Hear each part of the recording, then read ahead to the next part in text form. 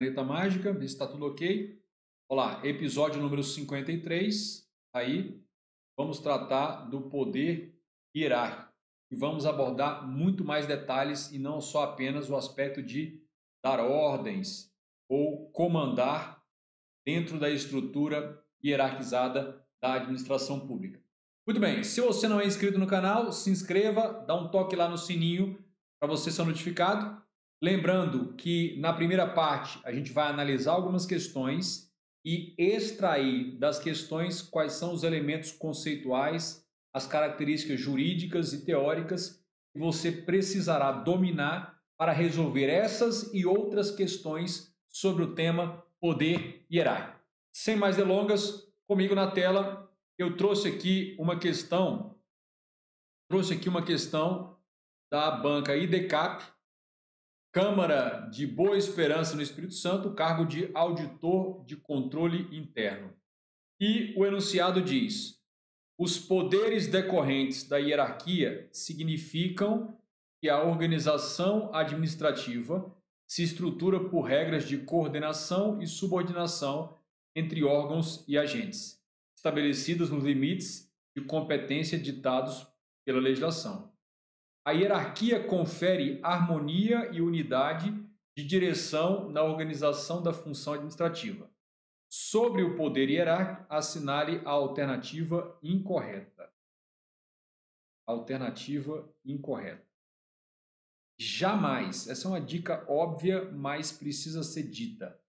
Jamais você vai para a análise das alternativas ou opções sem destacar, grifar, circular, negritar, destacar a expressão incorreta. Porque o raciocínio fica um pouco invertido. A gente está buscando a errada e não a correta. Quando você não faz esse destaque já no enunciado, as chances de você julgar equivocadamente esse item são enormíssimas. Então, cuidado com isso. Letra A. Da hierarquia decorre o poder de controlar ou fiscalizar as atividades ou agentes que lhes são subordinados, para zelar pela legitimidade dos atos praticados pelo cumprimento das obrigações em geral.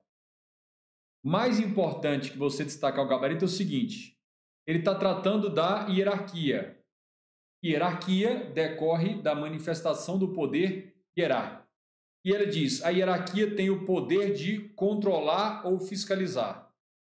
A pergunta é: a hierarquia, o poder hierárquico, gera essa prerrogativa, esse poder de controlar ou fiscalizar atividades dos órgãos ou agentes que lhes são subordinados? Então, o tema central que deve estar no radar do seu estudo teórico e deve estar no seu material de revisão é isso: fiscalização e controle das atividades de órgãos e agentes subordinados. É ou não é uma manifestação do poder hierárquico, chamada hierarquia? Sim, então esse aqui está correto. Correto. A gente está querendo a errada. Prosseguindo, letra B. Da hierarquia decorre o poder de rever as decisões dos inferiores, dos subordinados, o que exprime a aptidão da administração denominada autotutela, isto é, a possibilidade de a administração reapreciar os próprios atos, anulando os ilegais e revogando os inconvenientes inoportunos por iniciativa própria ou mediante provocação proveniente de recursos dos interessados.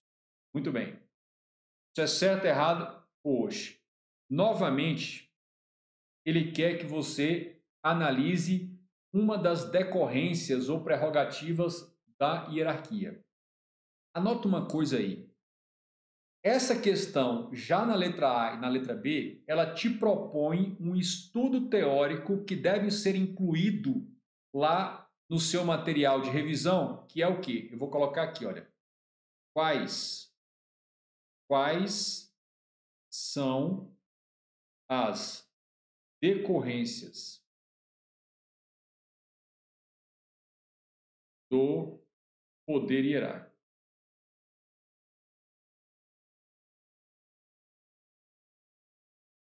Ou você faz um material de revisão no estilo resumo com apontamentos, você coloca aqui poder hierárquico, entre parênteses, decorrências ou desdobramentos. Aí, item 1, asterisco, 2, 3, você lista.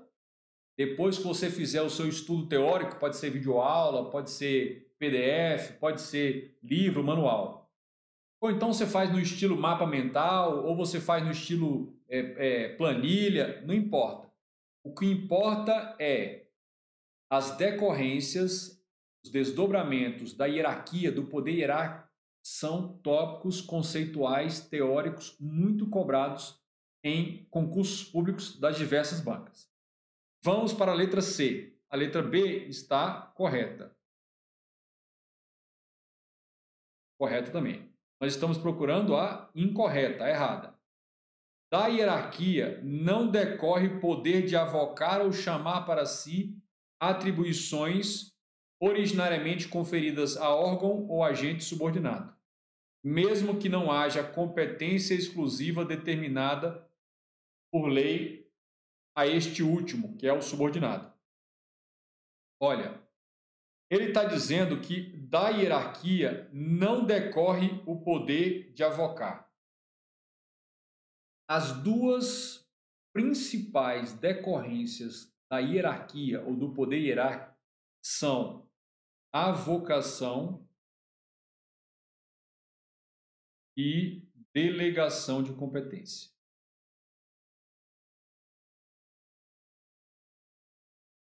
Olha, sempre que o tópico das disciplinas no seu edital falar em poder hierárquico, saiba de uma coisa: você precisa estudar, compreender e memorizar os aspectos da delegação e da avocação de competência. Simples assim. Por quê? Porque a delegação e a avocação de competência são prerrogativas, são decorrências inerentes ao poder hierárquico, à hierarquia. Muito bem. Então, quando ele fala que a avocação não decorre de hierarquia, está errado. Esse é o nosso gabarito, é a incorreta. Agora, eu chamo a atenção o seguinte: competência exclusiva. Competência exclusiva não pode ser nem delegada nem avocada. Então, a hierarquia, o poder hierárquico, não permite delegar ou avocar toda e qualquer competência. Existem as competências que são indelegáveis, que não admitem nem delegação nem avocação. A gente vai ver na segunda parte aqui da nossa live, quando formos tratar da revisão e do aprofundamento teórico. Para confirmar o gabarito, vamos para a letra D. A relação hierárquica pode ser excluída de determinados tipos de atividades, como aqueles dos órgãos consultivos, cuja função é desempenhada com o máximo de liberdade no sentido de opinarem segundo o que entendem mais adequado, independentemente dos posicionamentos dos órgãos superiores. Olha, os órgãos de natureza consultiva, presta bem atenção, uma das classificações dos órgãos públicos é a classificação no tocante à função que ele exerce. E do ponto de vista da função exercida pelo órgão, nós temos órgãos de três tipos. Órgãos ativos, que são aqueles promotores, executores, realizadores de serviços e atividades, órgãos executivos. Temos os órgãos de controle, são aqueles destinados a fiscalizar, revisar, controlar, anular, revogar atos e condutas de outros órgãos ou autoridades. Órgãos de controle. Terceiro, os chamados órgãos consultivos. São aqueles que subsidiam outros órgãos ou autoridades, normalmente autoridades hierarquicamente superiores, de informações técnicas e conceitos técnicos para que ela possa melhor decidir as questões submetidas àquela autoridade ou órgão. Uma das características mais importantes dos órgãos consultivos é, apesar de órgãos consultivos estarem abaixo da estrutura hierarquizada e escalonada, os órgãos consultivos não se submetem à lógica hierárquica. Então, um consultor, uma assessoria jurídica, um parecerista, quem exerce a função consultiva não manifesta a sua opinião cumprindo ordens. Manifesta a sua opinião técnica de forma tecnicamente isenta a um superior sem estar subordinado. Então, quem exerce função consultiva não pode acatar uma ordem dizendo, o chefe dizendo, eu quero que você emita o parecer ou relatório técnico no seguinte sentido. Se a autoridade superior der uma ordem como essa a um órgão consultivo, essa ordem não deve ser cumprida porque ela é manifestamente ilegal. Então, órgãos consultivos, eles quebram essa relação de hierarquia. Por isso, e a letra D está correta. Ela é excluída das atividades submetidas à hierarquia. E, para confirmar definitivamente o nosso gabarito, letra E, da hierarquia decorrem os poderes de ordenar atividades, ou seja, de determinar ao subordinado os atos a praticar e a conduta a seguir em cada caso, o que implica, consequentemente, o dever de obediência por parte do subalterno das instruções dadas pelo superior, sob pena de responsabilização. Em outras palavras, a hierarquia permite às autoridades e órgãos hierarquicamente superiores emitir ordens e comandos para seus subordinados e, do ponto de vista dos subordinados, a hierarquia faz com que eles tenham de obedecer, cumprir essas ordens, salvo quando se tratar de ordens manifestamente ilegais. O que a gente pode resumir de temas desta questão? É preciso conhecer todas as prerrogativas ou decorrências ou desdobramentos do poder hierárquico, também chamado hierarquia. Gabarito ficou letra C. Vamos para a nossa próxima questão. 2. Julgue o seguinte item a respeito dos poderes da administração pública e diz: o poder hierárquico se manifesta no controle exercido pela administração pública direta sobre as empresas públicas. Esse item ele está errado. Vamos pensar o seguinte, olha. Aqui está representado o Ministério do Meio Ambiente. E aqui está representada a autarquia IBAMA. Uma autarquia. A relação existente entre o Ministério Supervisor, relação daqui para cá, é uma relação de vinculação, ou seja, sem subordinação.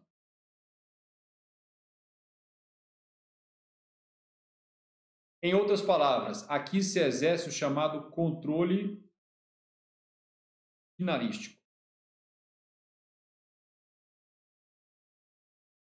Também chamado de tutela.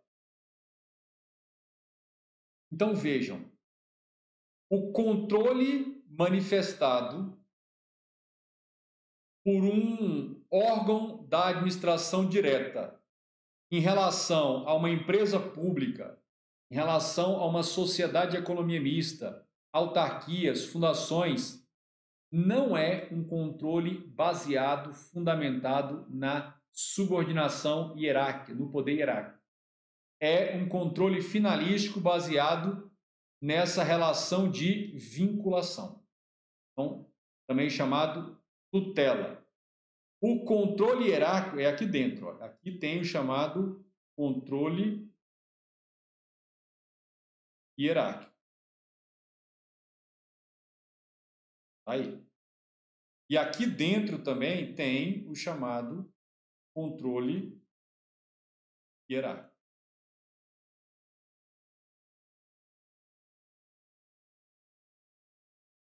Em outras palavras, a relação entre a administração direta supervisora e as entidades da administração direta, autarquias, fundações, empresas públicas, sociedades de economia mista e consórcios públicos, não é uma relação de subordinação, não é uma relação baseada no poder hierárquico. É uma relação deste tipo aqui. Então, 2 está errado. 3. Questão número 3.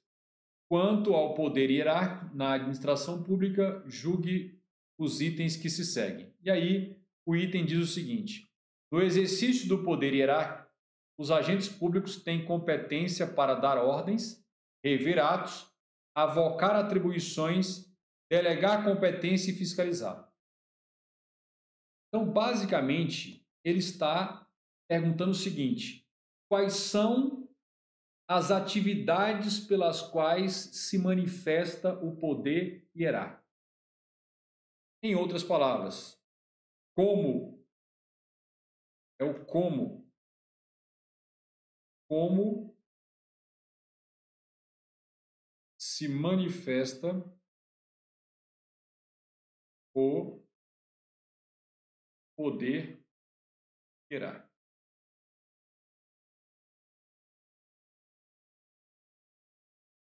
Aí. Ele se manifesta dando ordens? Sim. Revisando atos? Sim. Avocando competência de subordinados? Sim. Delegando competência? Sim. Fiscalizando conduta dos subordinados? Sim. Então, essa questão 3, gabarito, está correto. Não se preocupem tanto com o gabarito, se é certo ou se é errado. Eu estou dizendo a vocês. Foquem em quais são os elementos conceituais teóricos, as correlações teóricas que você deve estudar, compreender e memorizar. Para memorizar, é recomendável que depois de fazer a análise teórica dessas conceituações jurídicas teóricas, você colocar isso no material de revisão.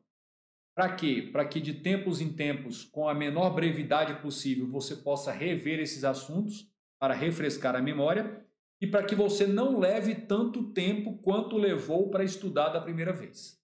Simples assim. Questão número 4.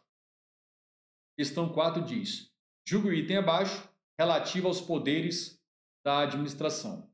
E aí diz: a relação hierárquica constitui elemento essencial na organização administrativa. Até aqui está perfeito. Sem um escalonamento hierárquico, a gestão administrativa ficaria praticamente impossível. Razão pela qual deve estar presente em toda a atividade desenvolvida no âmbito da administração pública. Aí não. Aí não. Errado. Quando fala que deve estar presente em toda a atividade, nós temos uma exclusão das exceções.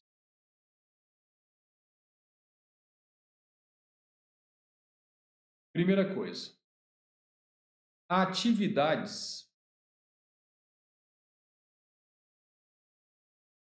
consultivas. Nós já vimos que atividades consultivas não se submetem aos rigores da subordinação hierárquica. Além disso, a atividade legislativa. Não há subordinação hierárquica. E também a atividade jurisdicional.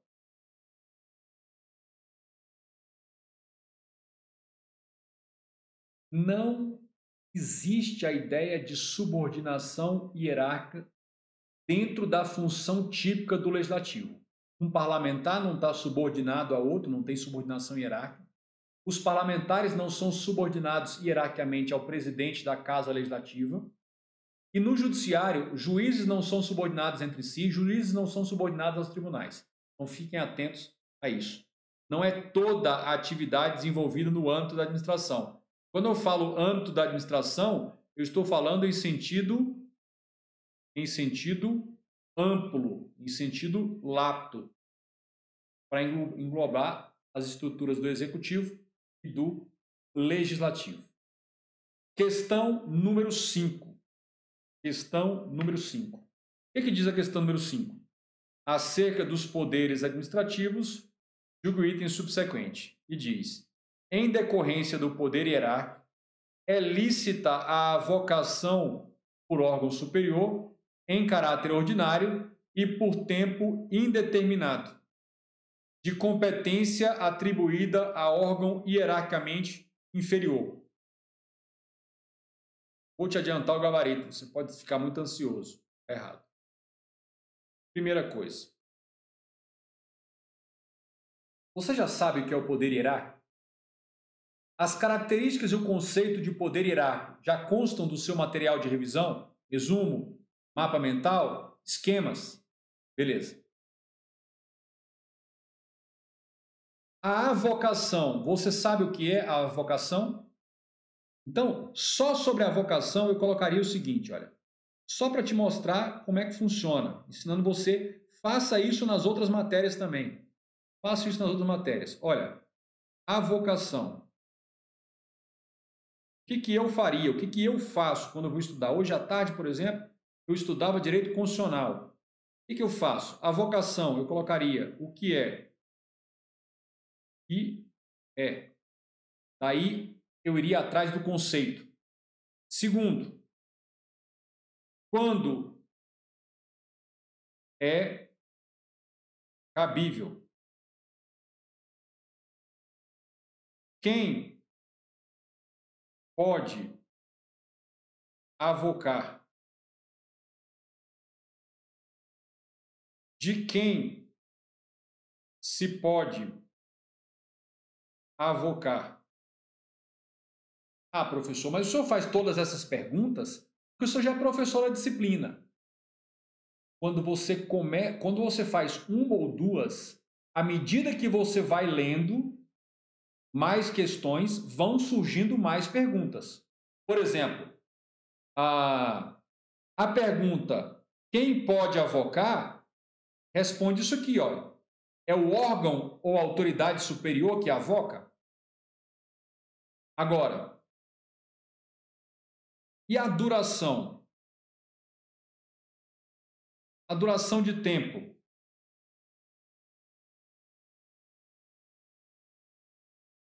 É por tempo indeterminado ou não? Além disso, é algo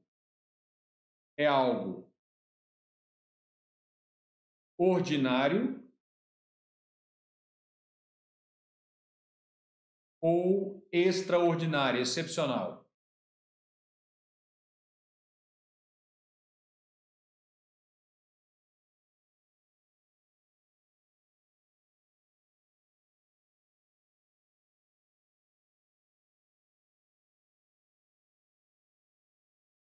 Olha, a avocação, que é sempre que você se deparar com alguma terminologia ou conceito jurídico, ainda que correlacionado com um elemento central, você tem que perguntar o que é. A avocação é algo que é aplicável, é cabível aonde? Quem pode avocar? Vamos colocar aqui, ó. De quem se avoca? Pode avocar de alguém de mesma hierarquia? Professor, eu não sei montar um material de revisão. Eu não sei preparar um mapa mental. Não sei fazer um esquema do que é importante. Eu tirei o que é importante da questão. Porque ao ler a questão, se eu não souber o que é poder hierárquico, eu vou ter dificuldades. Porque poder hierárquico é algo completamente diferente de poder discricionário, que não tem nada a ver com o poder de polícia. É completamente distinto do poder disciplinar. Então, outra coisa, a avocação. É meio óbvio dizer que eu preciso saber o que é avocar. Avocar é puxar de uma autoridade de mesma hierarquia Avocar é puxar a competência do meu superior? O que é avocar? Avocar. Então, quem pode avocar? É algo que se faz ordinariamente ou extraordinariamente? É algo corriqueiro? É algo normal ou é algo extraordinário? Durante quanto tempo se avoca? Se avoca em caráter permanente ou em caráter temporário determinado? A competência é avocada de um inferior hierárquico, de um subordinado? Não está aqui. Eu, nesses mais de 20 anos envolvido com concurso público, envolvido até hoje, não consigo ver uma maneira com maior precisão e exatidão de você identificar o que precisa estudar no teórico e depois colocar no material de revisão. Eu não conheço. Se você fizer 5 questões neste esquema, você vai ter uma boa bagagem. Se você fizer 50, você vai ter uma bagagem de conhecimento excepcional. Se fizer 500, se você fazer 500 em um dia, 500 ao longo, sei lá, de 4, 5 meses, se você fizer esse raio-x e depois ir atrás do teórico e produzir um material de 500, muito pouca coisa vai ficar fora do seu espectro de conhecimento teórico para a prova. E quanto mais bem elaborado e conciso o seu material de revisão, mais você vai conseguir revisar o conteúdo inteiro em curto período de tempo. Às vezes, aquilo que você levou um ano para fazer, você consegue revisar em 2, 3 semanas. Tudo bem? Beleza. 6. Questão número 6. Questão número 5, coloquei o gabarito? Coloquei sim. 6. Coloco o gabarito. Vocês ficam chateados. Questão número 6. Acerca dos poderes da administração pública e da responsabilidade civil do Estado, julgo o item a seguir. Em razão da discricionariedade do poder hierárquico, aqui você já para tudo. Isso já para tudo. Suponhamos que este nosso estudo aqui da live de hoje, que este nosso estudo fosse o primeiro estudo que a gente estivesse fazendo na vida sobre poder hierárquico.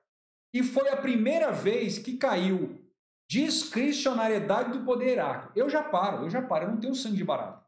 Eu já paro logo, eu já coloco o seguinte, eu já faço isso aqui, olha, e já pergunto logo, o PH, o poder hierárquico, é ou não discricionário?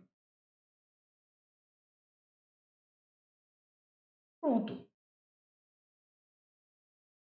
E não me preocupo, estou tranquilo. A partir de agora, o gabarito para mim passa a não ter a mínima importância, porque eu acabei de detectar um assunto que não estou dominando e agora, quando eu for estudar o meu estudo teórico, não é que eu vou estudar teoria e tal. Não, não é estudar teoria enfadonho, não. Vamos atrás da teoria agora, vamos achar se é discricionário ou não. Vamos e folhear PDF, livro, Google, manda direct pro professor, se vira, se vira.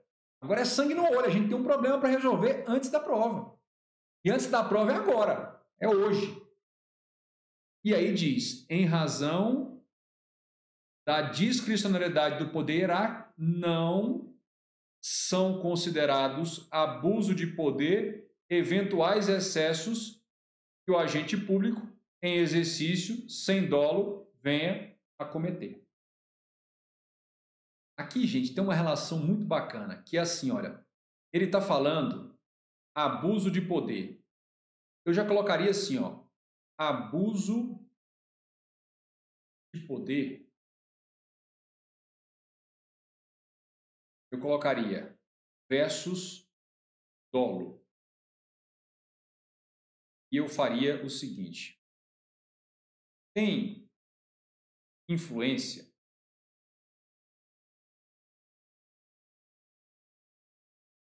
na pergunta. O que a questão está querendo saber é o seguinte. Vê se você dá conta de responder.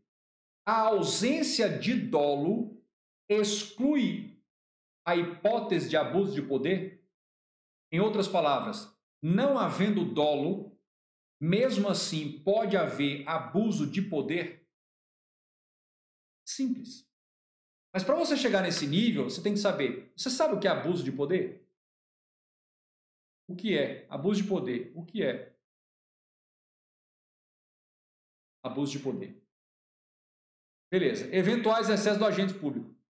Em exercício, sem dolo. Sabe o que é dolo? Dolo é a intenção deliberada de fazer algo. Dolo é a intenção deliberada de fazer algo. Então, esta questão 6, ela nos diz o seguinte: você, concursando, concurseiro, seja, você precisa saber, teoricamente, se o poder hierárquico é ou não é discricionário. Primeiro detalhe. Segundo detalhe, que ao exercer a hierarquia, os seus poderes, você pode cometer excessos. Esses excessos são abusos? Sim. Mas só será abuso se for doloso, culposo ou não importa? Estão vendo isso aí? Olha, eu não consigo vislumbrar você fazendo um estudo teórico, estudando material de teoria, detectar a suma importância dessa relação entre discricionariedade, poder hierárquico, abuso de poder e dolo. Para ficar no mínimo, essa moldura aqui, olha, essa relação aqui. Dificilmente, ainda que esteja escrito no material de PDF, no livro, ainda que esteja na videoaula, eu duvido que isso vai saltar aos seus olhos como algo de suma importância que é cobrado em prova, nesta questão e em várias outras. Beleza.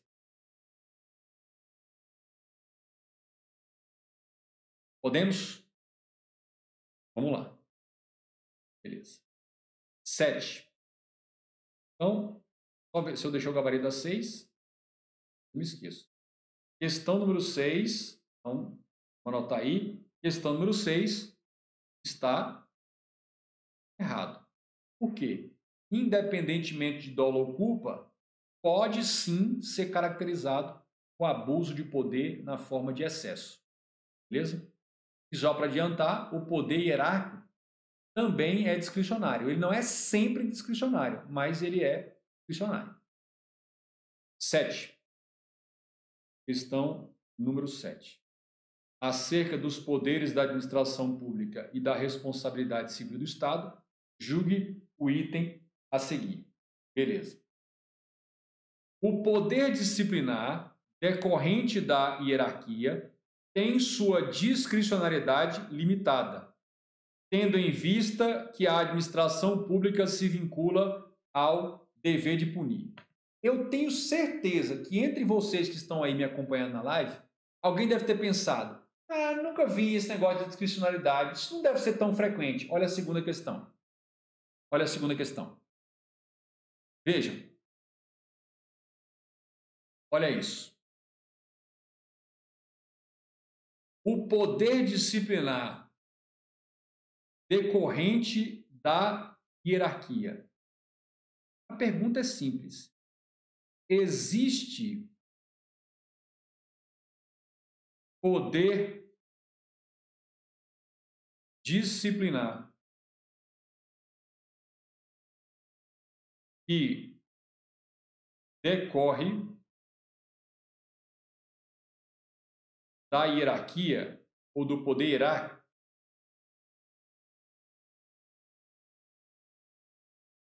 Simples assim. Nós já temos episódios gravados aqui no nosso canal. Muitos já devem ter assistido, em que eu fiz uma correlação muito profunda entre poder disciplinar e poder de polícia. E eu deixei bem claro que o poder disciplinar ele pode ser exercido contra agentes públicos, mas também contra particulares que, por um ato ou um contrato, passaram a se submeter à disciplina interna da administração. E eu deixei bem claro o seguinte, que o exercício da disciplina, do poder disciplinar contra agentes públicos, contra servidores, sempre decorre, sempre pressupõe hierarquia. Por quê? Porque dentro da estrutura organizacional funcional da administração, uma autoridade de mesma hierarquia ou subordinada, ela não pode punir outra. Só quem pode punir é o superior hierárquico punindo um subordinado.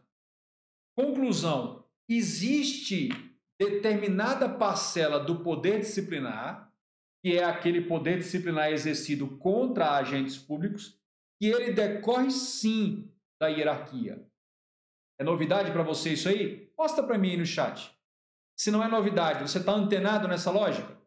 Então, é correto sim afirmar que o poder disciplinar decorre da hierarquia. Tem sim. Decorrente, né? Decorrente da hierarquia. Tem sua discricionariedade limitada. Aqui é profundo. Presta bem atenção. Aqui eu tenho que desenhar agora. Não posso deixar para depois de jeito nenhum. O sangue não aguenta. Poder disciplinar.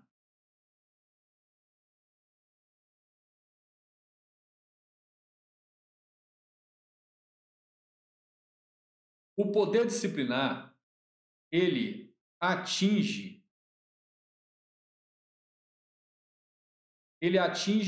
quem? Ele atinge os servidores e ele atinge particulares. Claro, não preciso ficar aqui anotando que não são todos os particulares. São particulares que mantêm um vínculo específico com o poder público. Um ato ou um contrato que fez com que esse particular se submetesse à disciplina interna da administração. Beleza.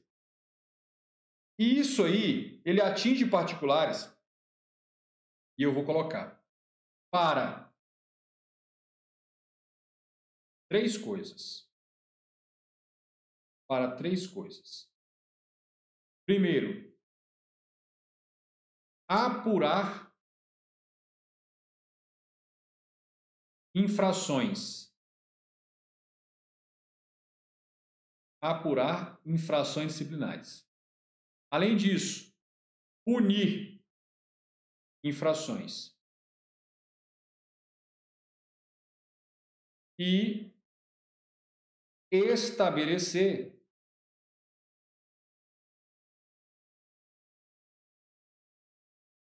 a penalidade. É a chamada dosimetria.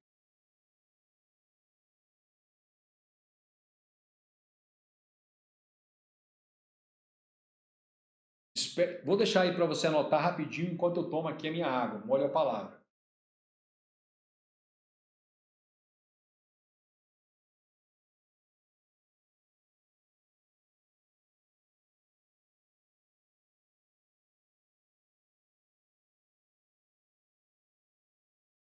A Flávia colocou assim, olha, estudar, compreender, memorizar. Não. Radiografar as questões. Identificar os elementos conceituais teóricos exigidos. Estudá-los na teoria, compreender, memorizar. Quando você passa por todo esse processo, quando chega na fase final já está memorizado. Você já masterizou, já ruminou tanto aquilo do processo que já está memorizado.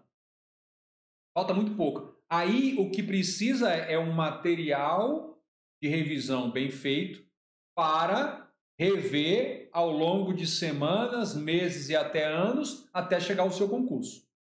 Porque não fazendo esse trabalho mais lento no início, significa que se o seu concurso só sair daqui a 2 anos, você vai ter que voltar a fazer aquele estudo intenso dentro do material completo teórico. Aí é serviço de doido, é cavar buraco na areia.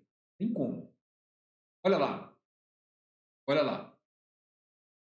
Vejam isso aqui. Quando o poder disciplinar ele atinge servidores, nós estamos falando aqui de uma decorrência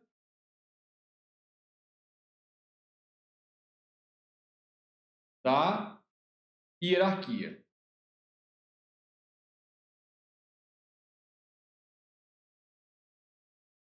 E isso pode resultar em apurar infrações, punir as infrações comprovadamente cometidas e estabelecer as penalidades, que é fazer a dosimetria. Essas duas aqui vocês vão anotar, são atividades vinculadas, regradas, limitadas. Não há discricionariedade para apurar ou não apurar, investigar ou não investigar. Não há discricionariedade para punir ou não punir. Só vai existir discricionariedade aqui. Então, das 3 atividades decorrentes da manifestação do poder disciplinar, 2 delas são vinculadas, não há margem para discricionariedade, e uma delas é discricionária, que é a última, de estabelecer ou fazer a dosimetria da penalidade. É por isso que o nosso item diz: o poder disciplinar decorrente da hierarquia tem sua discricionariedade limitada. Tem sim, porque ele não é plenamente discricionário, ele é discricionário só nessa parte. Tendo em vista que a administração pública se vincula ao dever de punir. Não só ao dever de punir, mas ao dever de apurar as infrações disciplinares a serem punidas. Simples dessa maneira. Então, o nosso item aqui está correto. Coloca aí, C, está correto. Nosso item está corretíssimo. Vamos para a última questão e a gente entra para a parte da revisão e aprofundamento. Julgue o item a seguir relativos aos poderes da administração pública. E aí diz: o poder hierárquico impõe o dever de obediência às ordens proferidas pelos superiores hierárquicos. Até aqui, tudo perfeito. O poder hierárquico é como se fosse uma moeda com 2 lados. Um lado das moedas, o da moeda, é a prerrogativa de dar ordens, de impor comportamentos. E o outro lado é o dever de obediência por parte dos subordinados que recebem as ordens. E ele completa: ainda que manifestamente legais. Não. Não existe dever de obediência em relação a ordens manifestamente legais. E não vai haver punição disciplinar se houver recusa à manifestação, à prática de ordens manifestamente ilegais. Então, questão 8 fica errada. Aí. Novamente aparece poder hierárquico. Novamente aparece o seu correlacionado, que é obediência, dever de obediência. O poder hierárquico é proferido por superiores hierárquicos, está aqui. E as ordens manifestamente ilegais, elas não são punidas disciplinarmente. Tranquilo em relação a isso. Até agora, tudo bem? Muito bom. Vocês já devem ter vários apontamentos aí que vocês escreveram de elementos teóricos que a gente vai avaliar aqui. Então, nós estamos indo para o poder hierárquico, revisão e aprofundamento teórico disso aí. Primeira coisa, a gente começa com uma pergunta fundamental. O que é o poder hierárquico? O que é o poder hierárquico? É uma prerrogativa administrativa interna. Eu quero que você anote aí o seguinte: o poder hierárquico, ele jamais poderá ser exercido contra particulares. Simples assim. Se a manifestação da administração pública é uma manifestação de poder contra um particular, uma certeza você tem: não é manifestação do poder hierárquico. É sempre uma prerrogativa de âmbito interno da administração pública. E aí é sempre dos superiores em relação aos subordinados. Tanto os superiores quanto os subordinados podem ser órgãos ou autoridades. E quais são as finalidades as finalidades, os objetivos deste poder: organizar, estruturar, escalonar e dispor sobre. Então, atenção para os verbos: organizar, de organização, estruturar, de estruturação, escalonar, do escalonamento, e dispor, da disposição, da ordenação, sobre o funcionamento da atividade administrativa do Estado. Funcionamento em si.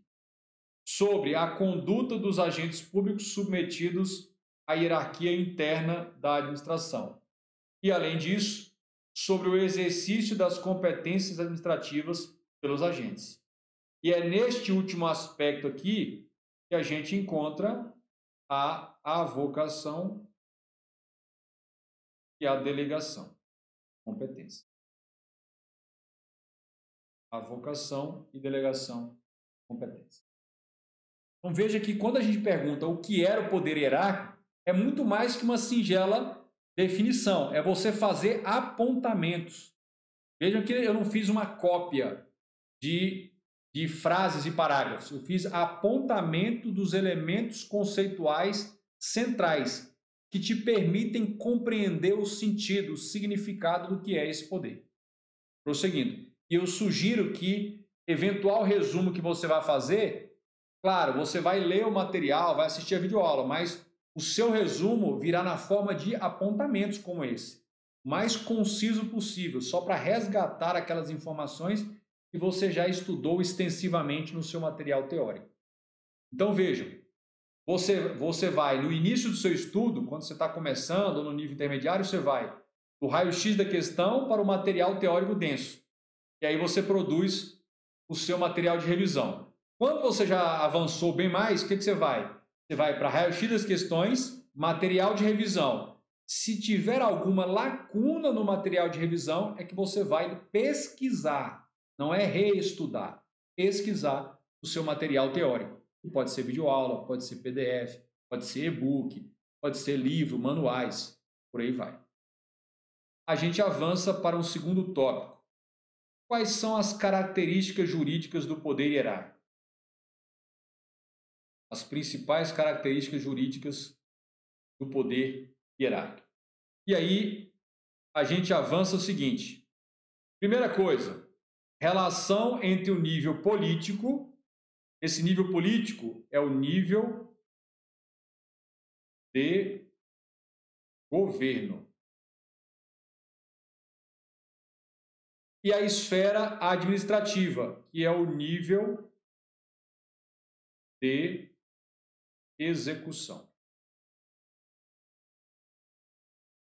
Nível de governo, nível de execução.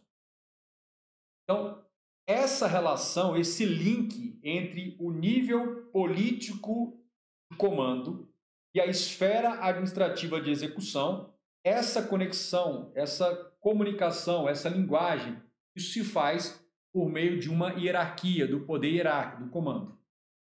Beleza. E aí, essa relação desperta o seguinte: exercício da função de direção ou comando mediante atos concretos ou abstratos. O que é isso? Atos concretos são ordens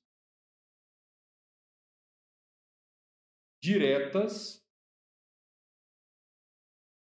e específicas. Fulano, esse fulano normalmente é um órgão ou autoridade subordinada. Então, o superior diz: fulano, faça isso concretamente. Ele tem que executar. E abstratos. O que são? São atos regulamentares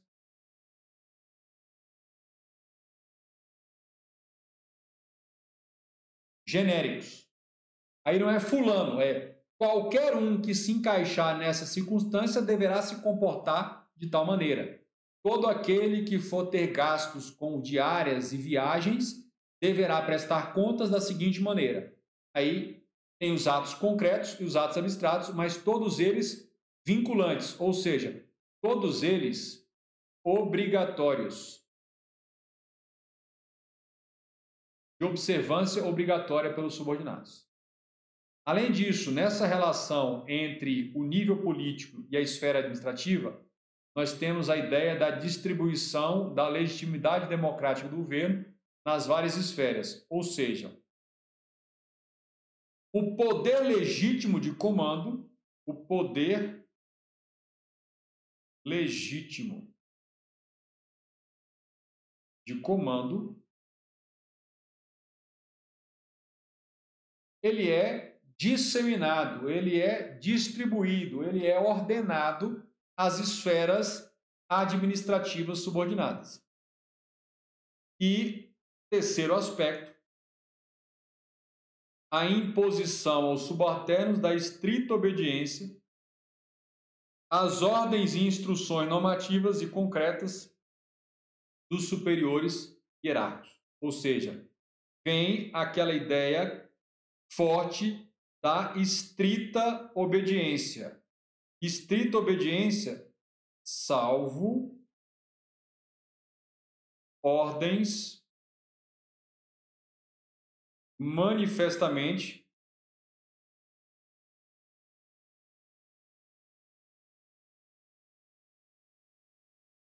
ilegais.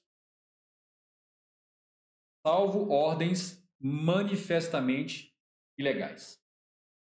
Tranquilo em relação a isso? Beleza. Então vejam, essas várias setas que eu apontei aqui, olha, nós vimos que muitas dessas colocações, dessas expressões, dessas correlações apareceram literalmente nas questões que nós avaliamos. Então, essa ideia de correlação entre nível político e esfera administrativa, ela se manifesta por essas três ideias, esses três tópicos que eu destaquei aqui para você. Beleza. Ainda no tocante às características do poder hierárquico. Aí aqui é algo que você precisa tatuar no corpo. Quais são as decorrências, os desdobramentos do poder hierárquico? Aqui você pode ser chamado também de prerrogativas. Prerrogativas administrativas. Prerrogativas administrativas.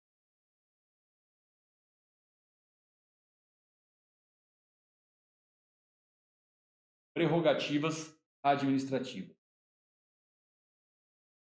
A Flávia está dizendo que a aula é muito top. Olha, eu não queria dar spoiler, mas vou dizer uma coisa para você.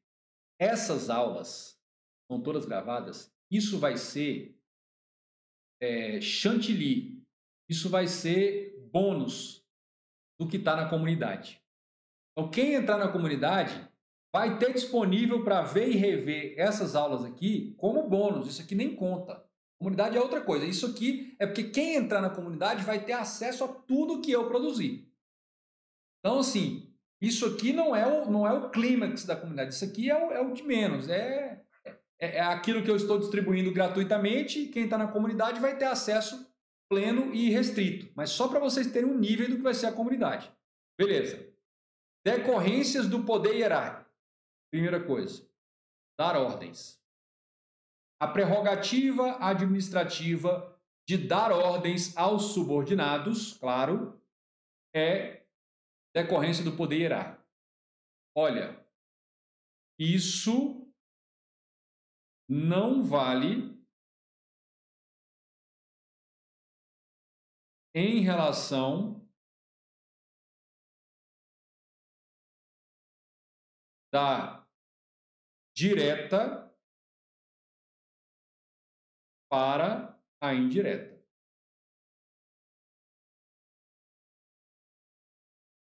Pensa o seguinte, no Poder Executivo Federal, o segundo escalão abaixo do presidente são os ministérios. Vinculados a esses ministérios, existem várias autarquias, várias empresas estatais, várias fundações. Nenhuma dessas entidades da administração direta recebem ordens hierárquicas superiores dos ministérios. Por quê? Porque não existe relação hierárquica entre eles. Se liga nisso aí, porque foi algo que nós vimos nas questões. Prosseguindo.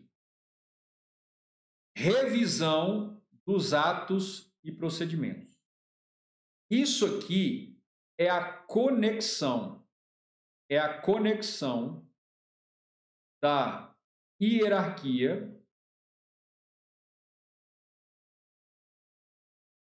com o princípio da autotutela.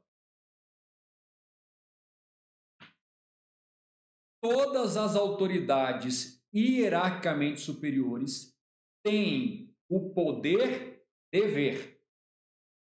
Todos os superiores hierárquicos possuem o poder dever de exercer a autotutela, a revisão, a fiscalização, o controle, a anulação, a revogação, a convalidação dos atos dos subordinados. Então, existe ou não existe uma correlação, uma conexão íntima entre hierarquia e autotutela? Sim, perfeitamente. E é justamente por não ter hierarquia que não existe autotutela da administração direta em relação à indireta. Da direta em relação à indireta é o controle finalístico ou simplesmente tutela, porque não tem a hierarquia. Então, nós vimos em questões aí anteriores que tem essa conexão, essa relação entre hierarquia, entre poder hierárquico e autotutela. Além disso, é decorrência do poder hierárquico a fiscalização, o dever de fiscalizar. Fiscalizar o quê? A juridicidade. Professor, o que é fiscalizar a juridicidade? É verificar se os atos e condutas dos subordinados, observaram as leis e os princípios. Fiscalizar a juridicidade é fiscalizar a observância de leis e princípios ao praticar atos e condutas lá nos subordinados. Além disso, controle de legalidade e de mérito.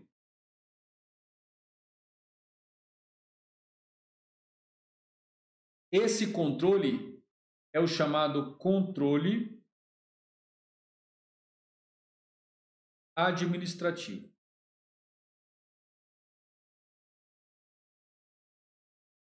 Ele sempre é um controle interno. Controle administrativo é o controle da estrutura administrativa sobre seus próprios atos e condutas. E o controle administrativo sempre será um controle interno.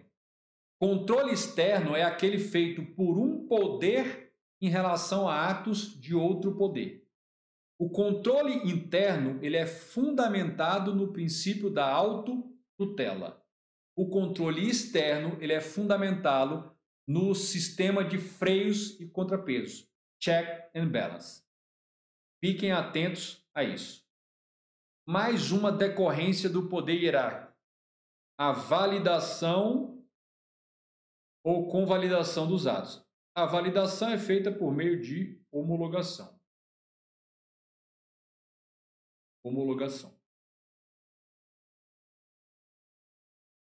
E aí vem algo que é frequentíssimo em provas de concurso. Despenca.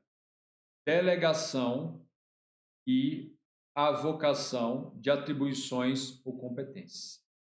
Não é demais eu destacar. Sempre leia sobre esse assunto o artigos 11 a 15 da Lei 9784/99. Delegação e avocação de competências. Além disso, a aplicação de sanções disciplinares aos subordinados. Mas aqui, o uso da hierarquia para aplicar sanções disciplinares é só em relação a agentes e servidores. Porque a aplicação da disciplina em relação a particulares que, por ato ou contrato, aceitaram se submeter à disciplina interna da administração, o exercício da disciplina neste último caso não vem da hierarquia. Fiquem atentos a esse detalhe. E nós temos também o exercício permanente do poder-dever de autotutela. Eu já havia destacado. É um poder-dever e ele é permanente. É um poder-dever e ele é permanente. Basicamente, nada do que se pode cobrar em prova em matéria de desdobramentos, decorrências do poder hierárquico, nada fica fora desses itens que eu destaquei para você. Então, eu já coloquei numa forma de apontamento, claro, expliquei, detalhei, mas já coloquei naquela forma de apontamento que seria o modelo ideal para você fazer o seu material de revisão. Ah, professor, eu não gosto assim, eu gosto de mapa mental. O seu mapa mental tem que consolidar essas ideias que estão aí. Ah, professor, eu prefiro fazer um esquema. O seu esquema tem que consolidar. O formato você decide. O conteúdo é mais controlado, ou seja, não pode ser extenso demais, não é uma transcrição, não pode ter lacuna, mas tem que resgatar a ideia central de cada um dos desdobramentos, das decorrências do poder hierárquico. Estão entendendo? Gente, o direito administrativo é só um detalhe. É o que eu quero passar para você na comunidade. O direito administrativo é um detalhe. Ensinar direito administrativo para você é tranquilo para mim. Aqui eu estou usando o ensino do direito administrativo para mostrar a você como eu me preparo para provas de concurso. Como eu já vi alguns colegas do grupo de cartórios que estudamos junto se prepararem e serem nomeados para tabelião de cartório. Eu preciso dizer que a gente disputa com a nata da nata de concurso? Não preciso dizer. Beleza. Âmbito de existência do poder hierárquico.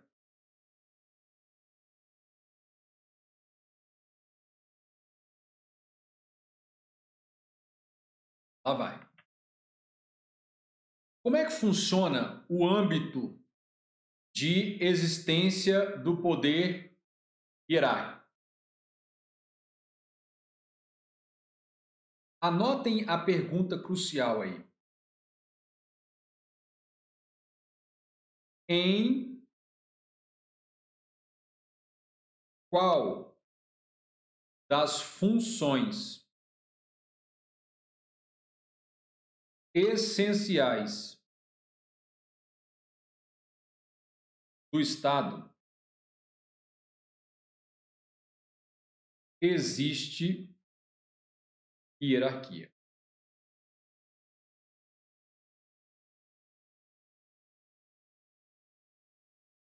Você já deve saber que o Estado, no formato desenhado lá pelos contratualistas, o Hobbes, o Locke, o Rousseau, Montesquieu, que este Estado ele existe para desempenhar três funções essenciais para a sociedade, para a coletividade. A função de administrar o todo, os interesses coletivos, a função de legislar, de ditar normas abstratas para orientar as condutas proibitivas, permitidas, e julgar os conflitos. No desempenho, na execução, no desenrolar dessas três funções essenciais, em qual ou quais delas se permite a existência da relação de hierarquia? É isso que nós vamos tratar no tópico 3. Sacou a ideia? Beleza. Então, primeiro destaque: poder hierárquico só existe no âmbito das atividades administrativas. Eu vou fazer questão de reforçar isso com vocês. Vou fazer questão de reforçar com vocês. Peraí, deixa eu só trocar minha cor aqui. Vai ficar bacana. Olha. Não existe subordinação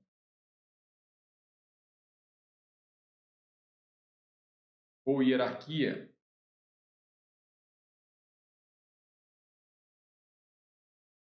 no exercício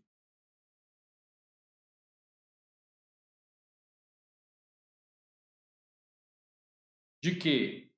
Da função legislativa,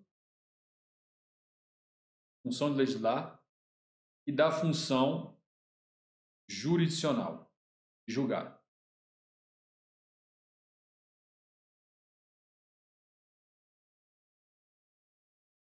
Não existe a ideia de subordinação ou hierarquia entre parlamentares, parlamentares entre si, dos parlamentares em relação às comissões, em relação à mesa diretora, em relação ao presidente da casa. Não se fala em relação de hierarquia ou subordinação no exercício da função legislativa propriamente dita. Mas, claro, dentro das estruturas administrativas dentro do Senado e da Câmara, tem hierarquia. Mas aí é o Senado, é a Câmara exercendo função atípica administrativa. Lá no Judiciário, juízes entre si, juízes com tribunais, não há subordinação hierárquica, não há hierarquia. Ponto. Não há subordinação de um juiz em relação a um tribunal, não. Agora, dentro das estruturas administrativas hierarquizadas no Judiciário, Departamento de Pessoal, Secretaria de Gestão de Patrimônio, aí você vai ter hierarquia porque é uma função administrativa dentro do Judiciário. Tudo bem? Beleza. Próximo passo importante. Não há hierarquia entre os poderes do Estado. Não custava relembrar, estou chovendo no molhado, mas é o meu dever deixar claro. Então, não há nenhum tipo de relação de subordinação entre o Legislativo, Executivo e Judiciário. O controle que um dos poderes constitucionalmente autorizado faz em relação a outro não se baseia em subordinação, não se baseia em hierarquia. Se baseia no princípio do check and balance, freios e contrapesos, sistema de freios e contrapesos. E a gente prossegue. Não há hierarquia no exercício das funções tipicamente legislativas e jurisdicional. Eu precisava destacar isso mais uma vez, como fiz lá no primeiro item. Isso é um modelo de apontamento de material de revisão. Esse material nasce primeiro de um raio-x das questões, que nos mostra o que é preciso saber. Depois nós vamos ao material teórico da sua escolha. Material de videoaulas, material de aulas presenciais, livros, PDFs, e-books, não importa. E dali a gente estuda, compreende e extrai a essência. E a essência a gente lança no nosso material de revisão. Pode lançar na forma de esquemas, pode lançar na forma de resumos com apontamentos, pode lançar na forma de mapas mentais. Ou outras que vocês, mnemônicos, você pode lançar no seu material de revisão da maneira que melhor lhe agrade. O que importa é ter a eficiência de permitir que você resgate com uma velocidade muito grande essas informações e faça a sua memória conectar com a compreensão daquilo que você já teve no material teórico amplo, pleno. Prosseguindo. Questão número 4. Prerrogativas típicas do poder hierárquico. Prerrogativas típicas do poder hierárquico. Primeiro delas, dar ordens. Dar ordens é determinar especificamente ao subordinado os atos a praticar ou a conduta a seguir em caso concreto. E dessa prerrogativa surge o dever de obediência. Só não tem dever de obediência em relação às ordens manifestamente ilegais. Próxima prerrogativa, dever de fiscalizar. É vigilar ou vigiar permanentemente os atos praticados pelos subordinados com o intuito de mantê-los dentro dos padrões de legalidade e regulamentares instituídos para cada atividade. Aqui é o que a gente percebe a famosa autotutela. Autotutela. Aí.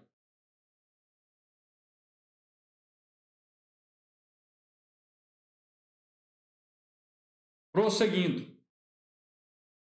Delegar. Prerrogativa de delegar competência. É conferir a um subordinado ou de mesma hierarquia competências que originariamente competiam ao delegante.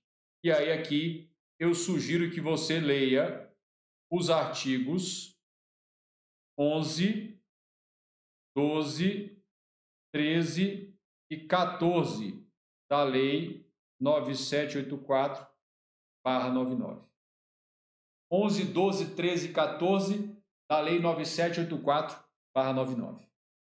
Mais prerrogativas. Prerrogativa de avocar competência é chamar para si funções originariamente atribuídas a um subordinado. Nada impede tal prática que, porém, só deve ser adotada pelo superior quando houver motivos relevantes para tal substituição. Isso porque a avocação de um ato sempre desprestigia o inferior, o subordinado. Não raro, desorganiza normalmente o funcionamento. E aí eu quero que vocês depois deem uma lida no artigo 15 da Lei 9784/99. Além disso, tem a função de controlar, consiste em averiguar as atividades, obras, serviços, projetos, programas efetivas, se estão de acordo com os projetos originais, com as leis. Aqui entra a autotutela. E tem também a prerrogativa de aplicar sanções. Aí é o exercício do poder hierárquico conjugado com o poder disciplinar. Consiste na aplicação de sanções. Aqui nós temos uma conexão com o poder disciplinar. Uma conexão com o poder disciplinar. A gente avança, vamos fazer um detalhamento mais minucioso sobre delegação e avocação. Professor, por que de todas aquelas prerrogativas o senhor resolveu focar em delegação e avocação? Porque você viu o tanto que as questões focam nisso? Você viu o tanto que essa é a tendência das questões de prova de várias bancas? Então é por isso que nós vamos fazer. É por isso que nós vamos fazer. Lá vai. Delegação e avocação de competência. Fundamento legal. O artigo 11 da Lei 9784/99 diz o seguinte: a competência é irrenunciável. Não se renuncia à competência, ponto. E se exerce pelos órgãos administrativos a que foi atribuída como própria. Mas essa irrenunciabilidade não impede delegação e avocação legalmente admitidas.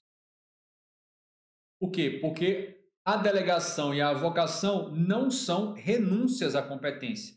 Porque quem delega, quem avoca, não retira a competência de si ou do outro. Mantém-se competente nos termos legais. Agora, transitoriamente, a competência fica deslocada. Um destaque que sempre é bom você ler. O artigo 12. Um órgão administrativo e seu titular poderão. Então, a delegação é vinculada ou discricionária? Discricionária. Pensa comigo. Se a delegação é uma decorrência do poder hierárquico e se a delegação é discricionária, logo o poder hierárquico exercido para delegar é discricionário. Lembra daquela questão que falava que o poder hierárquico é discricionário? Olha aí. É sempre discricionário? Não sempre, mas ele é discricionário. Poderão, se não houver impedimento legal, delegar parte. Isso eu preciso destacar com você. A delegação é somente de parte. Somente de parte da competência, nunca do todo. Poderão delegar parte de sua competência a outros órgãos ou titulares, ainda que estes não lhes sejam hierarquicamente subordinados. Conclusão: pode delegar para subordinado ou para órgão ou autoridade de mesma hierarquia. Agora, pode passar para um superior hierárquico, pegar a minha competência e falar: não quero fazer isso hoje, não quero fazer essa função hoje, vou passar para o meu chefe. Petulância, né? Não pode. Quando for conveniente, em razão de circunstâncias de índole. E aí eu quero que vocês coloquem no seu material de revisão. Questões de índole técnica, social econômica, jurídica ou territorial. Questões de índole técnica, social, econômica, jurídica, territorial. Esses são os critérios ou circunstâncias que justificam a delegação. Por uma questão técnica, uma questão social, uma questão econômica, jurídica ou territorial. E aí tem o disposto no caput, na delegação, aplica-se a delegação de competência do órgão colegiado aos respectivos presidentes.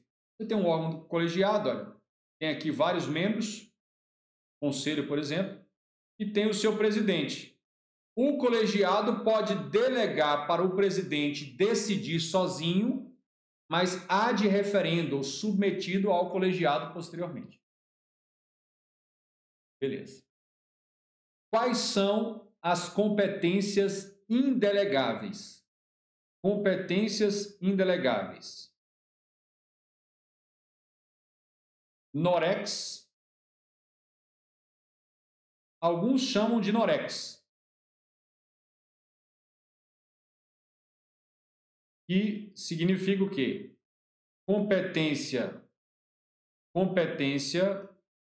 normativa, questões normativas, então normativa, competência recursal e competência exclusiva, sobre matéria exclusiva. Ah, professor, mas não tem um outro mnemônico? Alguns chamam de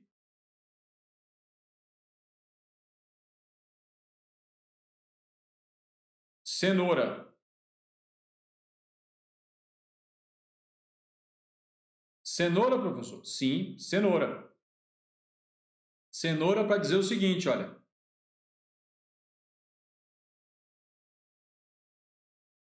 Competência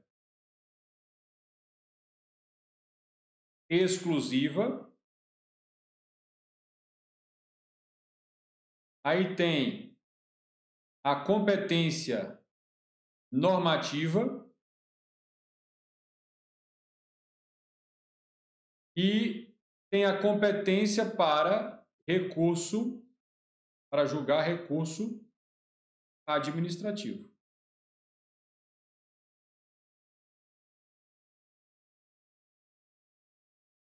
Essas competências não admitem delegação. E a competência exclusiva, destaquem isso aí também. A competência exclusiva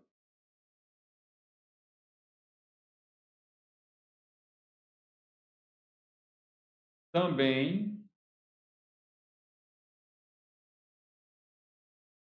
não admite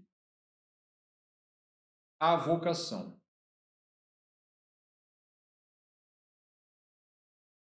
Como nós vimos na questão anterior. Fiquem atentos a isso. Em matéria de competência, o artigo 14 diz: o ato que delega e a revogação da delegação deverão, é obrigatório, deverão ser publicados em imprensa oficial. Então, eis aí um ato em que a publicidade, a publicação, na verdade, a publicação é obrigatória. Publicação é obrigatória. Simples assim. O ato de delegação especificará as matérias e poderes transferidos, os limites da atuação do delegado, a duração e os objetivos da delegação, o recurso cabível, podendo conter ressalva de exercício da atribuição delegada. Ou seja, que o delegante se mantém concomitantemente competente em relação ao delegado. Além disso, o ato de delegação é revogável a qualquer tempo. Significa que a delegação é algo transitório.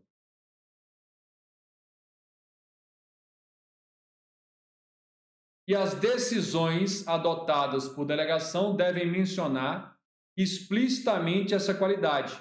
Então, o subordinado ou o delegado deve dizer: estou tomando essa decisão no exercício da competência que me foi delegada por fulano ou pela autoridade tal. Considerar-se-ão editados pelo delegado. Esta parte final aqui, considerar-se-ão editados pelo delegado. Aí a pergunta é o seguinte. Aqui você tem o delegante.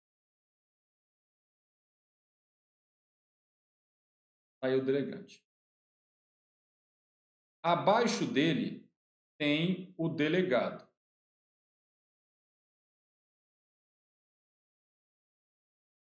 Ou então, na mesma hierarquia, tem o delegado.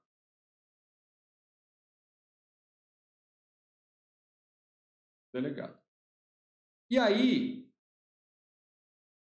um desses delegados pratica um ato no exercício da competência delegada.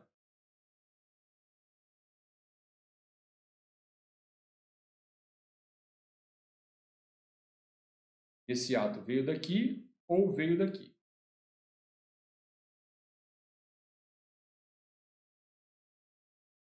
A pergunta é muito clara, simples e objetiva e aparece com muita frequência em prova. O delegado que praticou esse ato grifado em preto, em black. O delegado, aquele que recebeu a delegação, o delegado que praticou esse ato.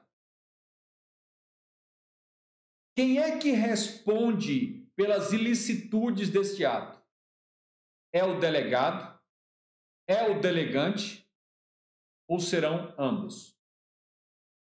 Quem responde por este ato praticado no exercício da competência delegada? Só o delegante? Só o delegado? Ambos. Aí eu quero que você anote aí para mim, o seu material de revisão, a regra.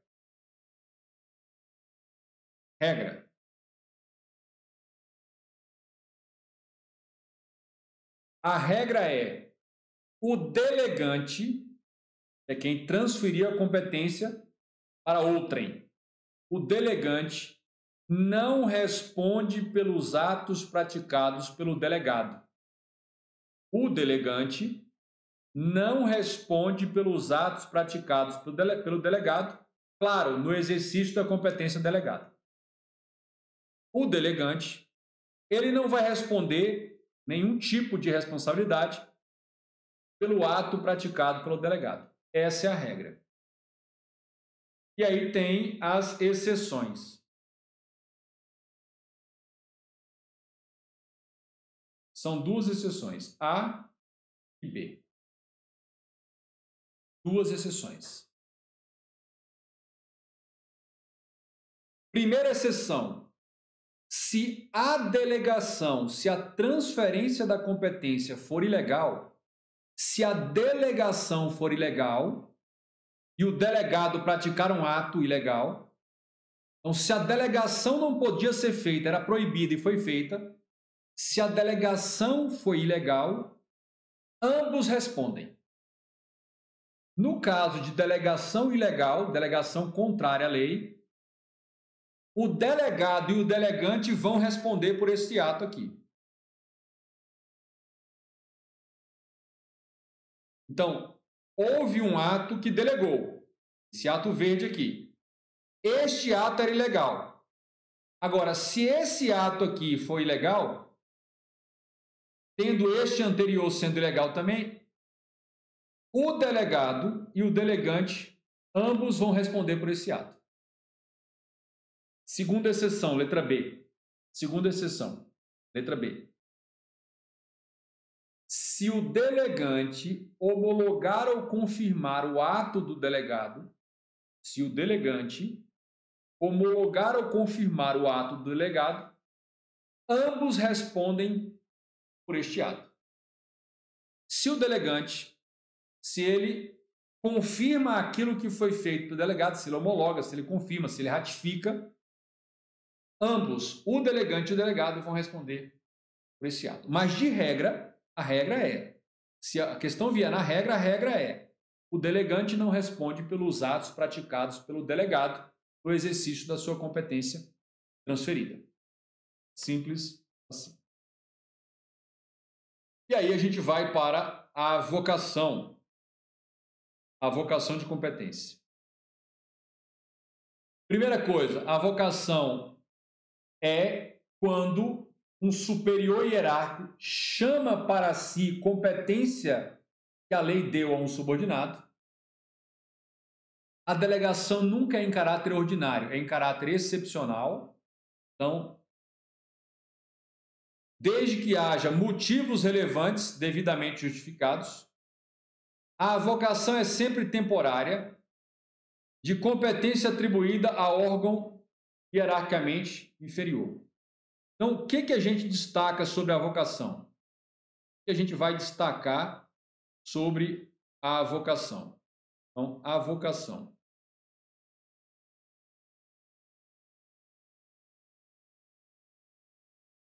Beleza. Sempre tem um caráter excepcional, extraordinário. Extraordinário.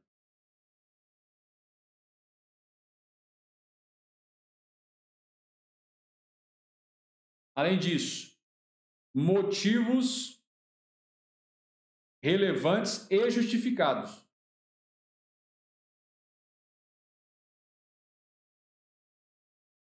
Caráter temporário.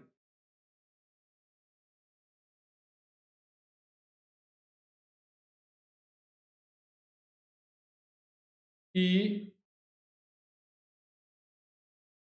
em relação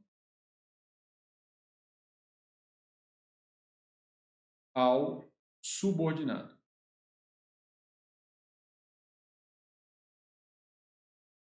Eu te pergunto, esses apontamentos que a gente identificou aqui no nosso material de revisão para poder estudar, eles se conectam para resolver e ajudar a resolver e gabaritar as questões que nós vimos? Perfeitamente. Perfeitamente. Então, essa é a ideia.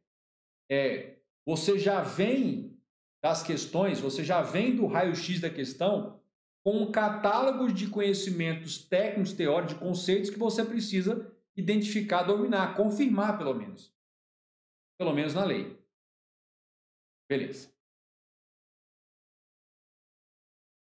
Vocês já devem ter percebido que essa minha série que eu venho fazendo, já terminamos o episódio 53, o raio-x de questão, é muito mais sobre uma metodologia de enfrentamento teórico dos conceitos, do estudo, da forma de estudar, usando o direito administrativo, que é a minha disciplina, para te mostrar como isso pode ser replicado em qualquer outra disciplina. Isso é uma metodologia. Então, assim, o principal é vocês vão internalizando essa metodologia de trabalho e o secundário, que não é tão secundário aqui, vocês vão dominando o direito administrativo. Mas eu digo a vocês, é a metodologia que eu uso para direito notarial, direito civil, empresarial, é a que eu estudo todos os dias para o meu concurso. É a forma que uso. Não tem nada de pirotecnia, é uma coisa muito simples, raio-x da questão, apontamento dos conceitos que foram identificados nas questões, vai para o material teórico, estuda isso aí, converte para o material de revisão e daí em diante você começa a impor ciclos de revisão e quando chegar um determinado momento que tudo estiver em material de revisão, é só questões, revisão, questão, revisão e eventualmente você faz uma pesquisa no material teórico para completar alguma lacuna que foi apresentada por quem? Pelas questões no raio-x que você vem fazendo das questões. Bacana? Muito bem. Na descrição desse vídeo tem um link, é o segundo link. Eu vi aqui o Célio perguntou como é que vai funcionar essa comunidade. Em breve, um brevíssimo tempo, eu vou marcar aí um evento para a gente aqui online, 100% online, para eu mostrar qual é a minha ideia no tocante a essa questão da comunidade, para eu mostrar qual é a minha ideia. Mas por enquanto, se inscrevam lá, porque vocês vão receber muito mais conteúdos ao se inscrever na lista VIP, né? E a inscrição é 100% gratuita, é só para a gente ter uma comunicação mais direta e em breve vocês serão os primeiros a serem informados aí sobre a comunidade Emerson Caetano de Direito Administrativo e preparação para concursos públicos. Mais uma vez, muito obrigado pela participação. Lembrando, amanhã nós teremos mais um episódio, o episódio 54. Se você está gostando do trabalho, por favor, compartilhe com amigos, inimigos, concorrentes, todos eles. Acho que as coisas boas a gente tem que compartilhar mesmo. E a semana está só começando. Teremos ainda mais 3 episódios do Raio-X da Questão, sem contar os episódios de final de semana, que são o Raio-X da Questão especial. Um abraço, muito obrigado pela participação de vocês mais uma vez. Deixa eu ver se ficou alguma dúvida. Essa comunidade será um verdadeiro banquete, porque a live já estão assim e tal, obrigado. Eu sou como vai ser a live, eu te falei, se inscreve. Radiografar as questões, identificar os elementos conceituais e teóricos exigidos, estudá-los na teoria, compreender e memorizar mais material de revisão bem feito. Simples assim. Eu não estou dizendo que a metodologia é fácil, é mamão com açúcar, é um milagre, você vai passar em 3 meses. Não é isso. É porque ela vai gerar uma crescente. Você implementa isso aqui, amanhã você é melhor que hoje e daqui a 3 meses você está num nível melhor que antes. E daqui a 3 meses você consegue revisar tudo isso que você estudou em 1/10 do tempo. E se o material estiver bem feito, em muito menos. Então não tem como retroceder. E se o material estiver pronto, se eventualmente você precisar fazer uma pausa no seu estudo, porque foi nomeado para um cargo, teve que fazer treinamentos internos. Quando você quiser retomar, você não vai retomar do zero, você vai retomar das questões mais material de revisão e aí as lacunas você preenche com material teórico. Simples assim. Simples assim. Então, é a ideia de você colocar um estudo linear, progressivo, crescente. Para você não ficar indo e vindo. O que mata e faz desestimular o concursando é o estudo que é o voo de galinha. Ele sobe e cai. Não tem uma linearidade, uma curva de graus crescente. Não tem. Essa metodologia muito simplória, eu estou colocando aqui no mão na massa. Eu não estou dizendo como faz. Depois de fazer 53 episódios da metodologia, eu estou tentando detalhar, estou falando sobre como faz, mas primeiro eu venho fazendo a metodologia com vocês. E é a que eu uso,